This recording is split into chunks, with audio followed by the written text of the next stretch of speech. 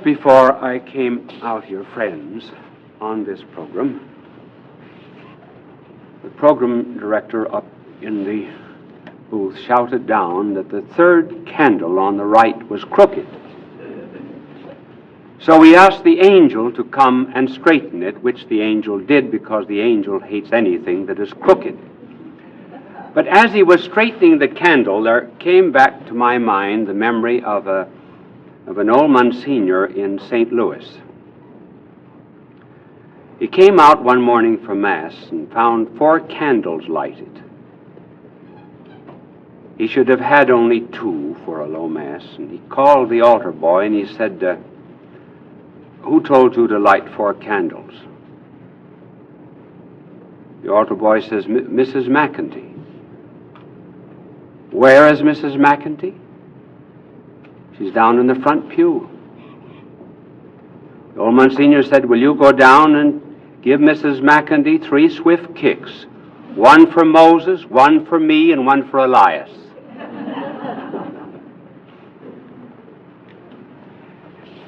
You have the title, Happiness is a Rainbow, but this does not come in at the beginning of this show.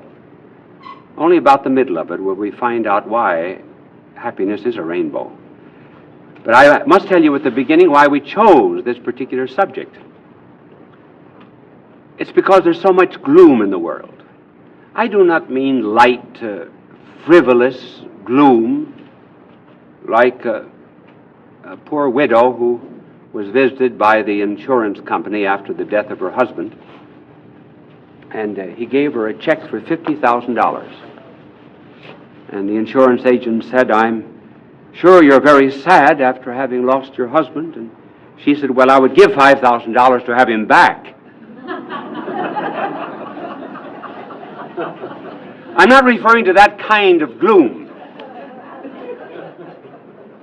nor even the gloom of a mother who already had 3 children, and she was about to have her 4th. And she said to the doctor, she said, "How I dread this." The doctor said, "Well, you had no trouble with the other 3? "Oh," she says, "that isn't the problem. It's the future PTA meetings that I dread." Now, the gloom I'm talking about is much more serious. I've heard many people remark that, notice now when you see people on the street how sad they look. And there's the gloom of the theater, the gloom of the songs of the young. For example, at 15, boys and girls singing, "I lost the love life of my life."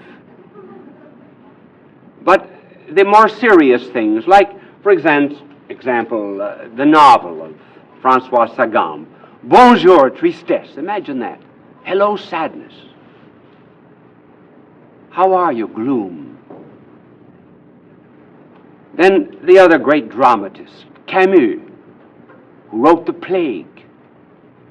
Remember, it was the story of a dedicated doctor in northern Africa, Dr. Rieux.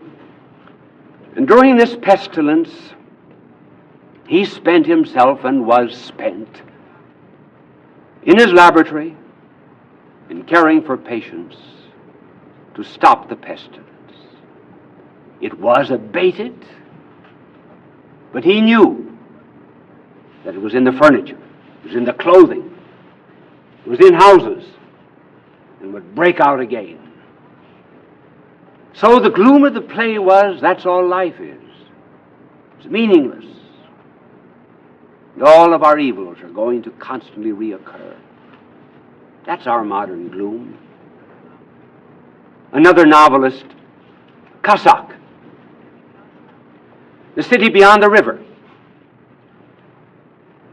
Now, he gives this in a kind of a parable. Namely, here on one side of the river is a factory.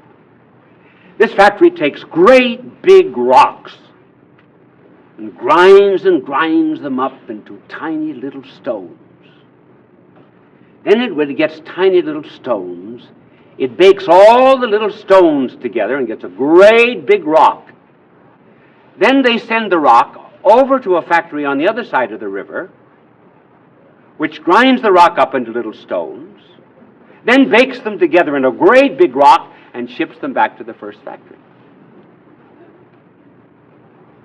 with the gloom of adultery, homosexuality, murder, and violence that one sees in the theater, one really wonders if we're not like pigs who thinks that the farmer that's seated at a table does not know reality. Is not the gloom today very much like deaf men inviting an orchestra? No wonder the great psychiatrist Karl Menninger said, he said, it is not so much that there are no joys today, it's the fact that there is no hope on account of our gloom. Now, how did we get that way?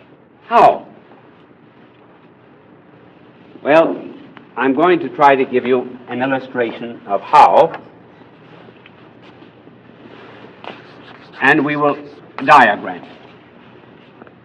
This is the way we live. We live on a horizontal plane of the flat surface of space and time. We work out our economic livelihood, contribute to social betterment, and so forth on this level.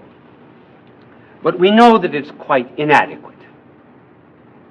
So, to cover up this inadequacy, we know that because the loves here do not completely satisfy, that we have to go out to a love beyond. So, life is completed by a vertical line. Namely, there must be a beauty, as Thompson put it, that leaves all other beauty pain.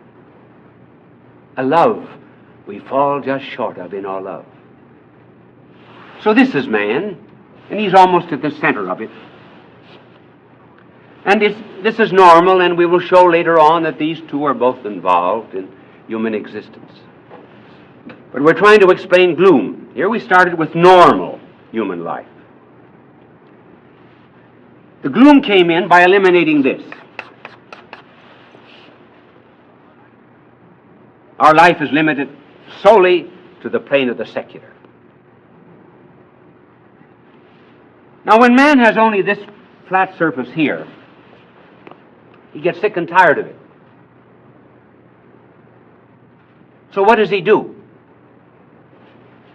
This is man here. You know I can't draw, but I always tell you what I'm drawing. That's man.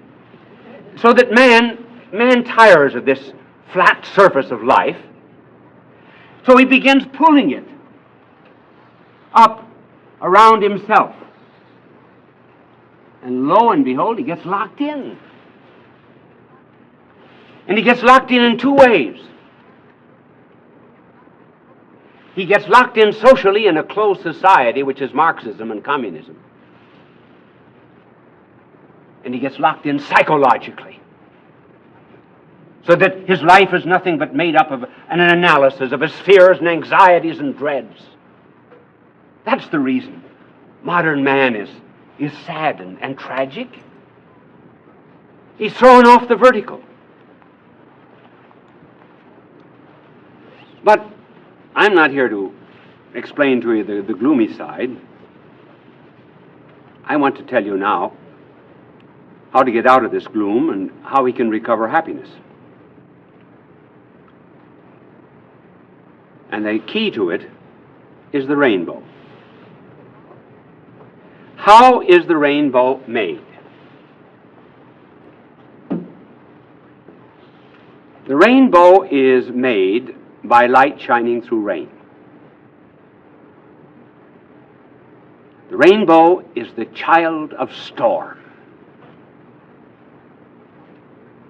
Comes out of the womb of darkness. Every drop of rain, we'll get back to gloom in a minute. See, the rain is the gloom. Every drop of rain is a prism. And when a ray of light strikes the raindrop, which is the prism, breaks up into the 7 rays of the spectrum. And if you could take all of those rays back again, you'd get a pure ray of light. Now, the rain strikes other things. Strikes the rose, strikes the lily. And It does not, however, like the raindrop, throw back every ray. It absorbs some, keeps them for itself. That's the difference in colors between red and blue flowers and the like. But notice that both of them are selfless. The rose does not take all of the rays of light, just some, gives back others. The raindrop doesn't take any. So the raindrop is what? The raindrop is a combination of sorrow and laughter, of tears and a smile. There's a bit of sadness. Too much sadness makes gloom. There's darkness, but there's also light. The rainbow, therefore, tells us that life itself is made up of both a little bit of sadness and a little bit of joy.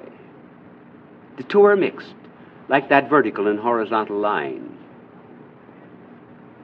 And these are specifically human, namely the tear and the smile.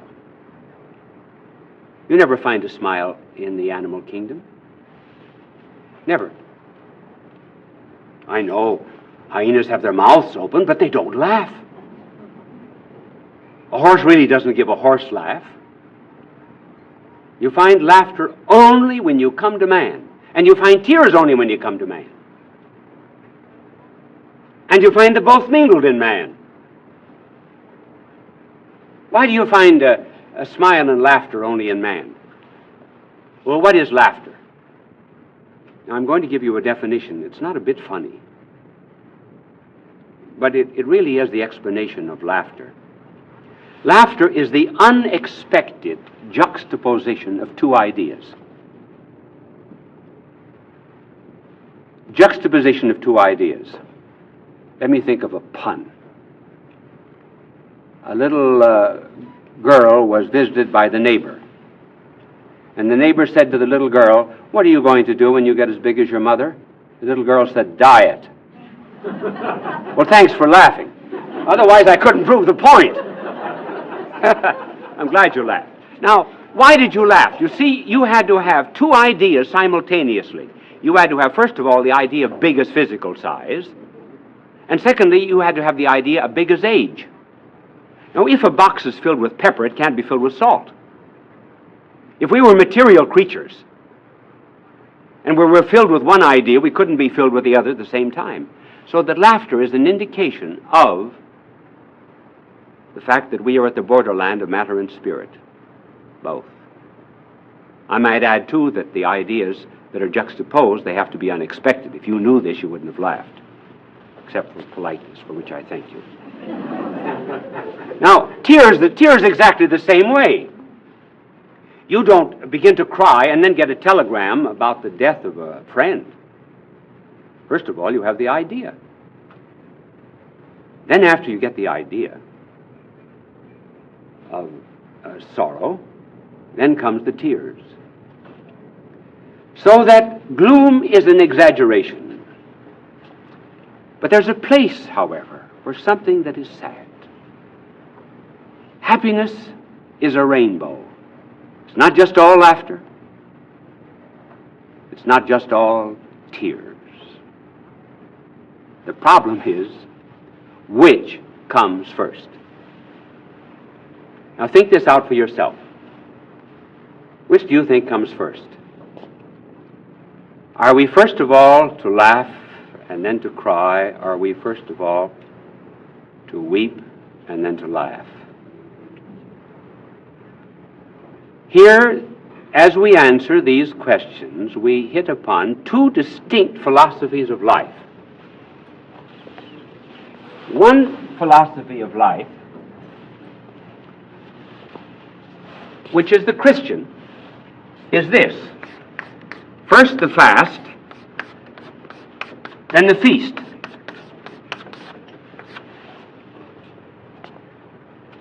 The other philosophy of life is first the feast, and then the hangover.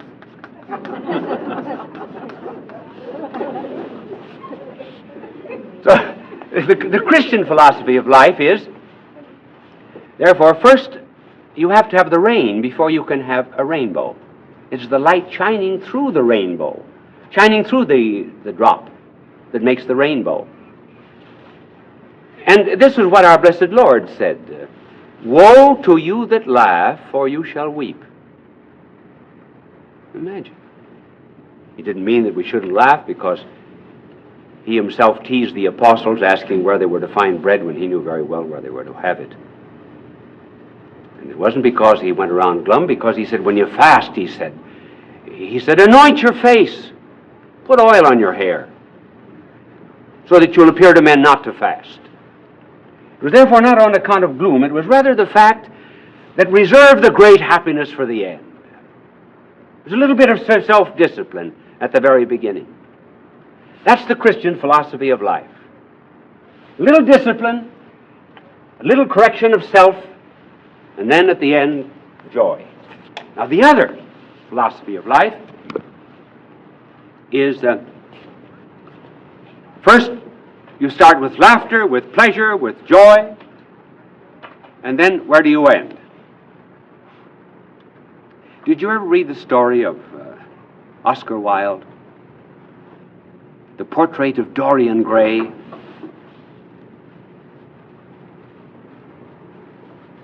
You know, I forgot to give a signal to my angel before about cleaning my backboard, but this time I gave the signal quite unwittingly, and lo and behold, the angel did it. If you turn over to the blackboard now, you'll see it. See, it's all very clean. See? Isn't this wonderful age we live in? Well, Oscar Wilde was the type of man who started with a feast. He determined that his life was going to be led aesthetically and not ethically. In other words, there will be no concern for what is right, what is just, what is good, or what is evil. It is only whether or not it gives pleasure. So this story, the portrait of Dorian Gray, is a kind of an autobiography. This handsome youth has his portrait painted. And in that painting, he stands in all of his promise, handsomeness, virility, gaiety, and gladness. A portrait normally has timelessness about it. Our portrait is painted at a certain age, and that's the age the portrait remains. But in the story of Oscar Wilde, it's the portrait that grows old, and it's Dorian Gray, the young man who remains young. So that as he lives his life of pleasure, starting with the feast, he never changes. He's always the aesthetically beautiful and lovely. But that portrait, week by week, month by month, year by year, it ages, wrinkles, becomes senile. All of the remonstrances of conscience, all of the inspirations of the Spirit that he spurned, all of the evil that he did, and all of its excesses seem to be drawn each day, as if some invisible brush were painting over that portrait. This was the real Dorian Gray. At the end, he had nothing. He saw what he was, and he couldn't stand it any longer.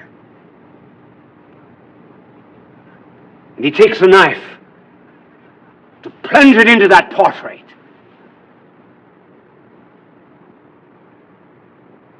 Servants come in sometime later. They see hanging on the wall the portrait of a handsome, young, promising youth. servant at the bottom of the portrait. Dorian Gray with a knife in his heart.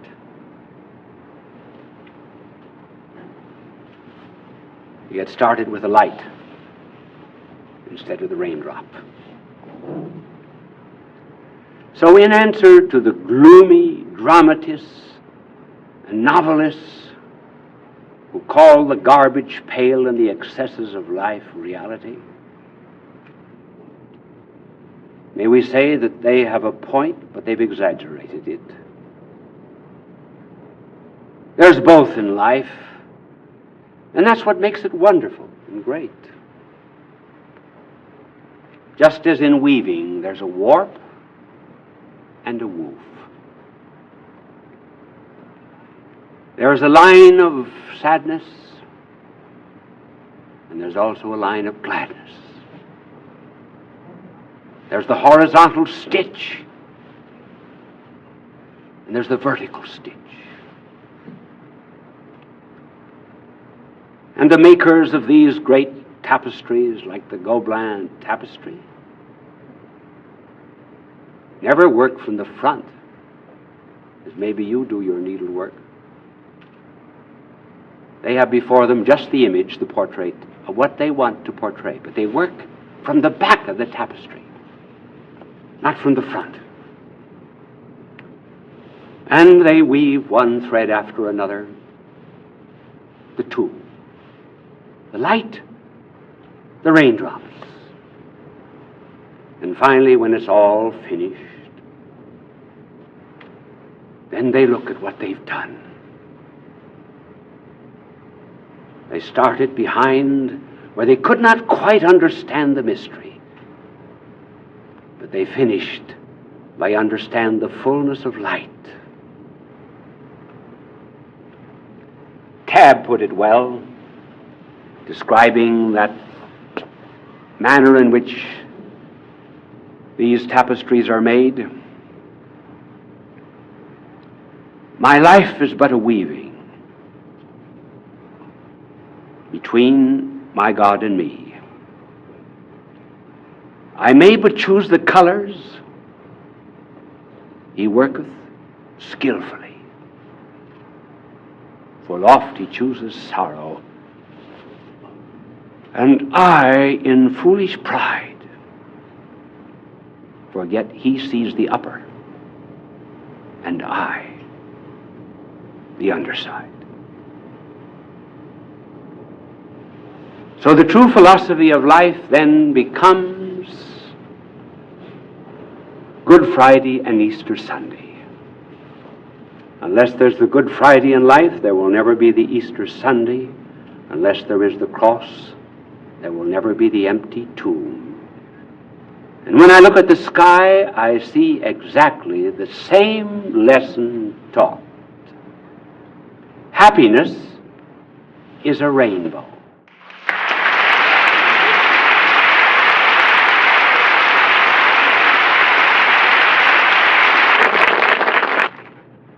Well, I hope this has not been a sad story for you.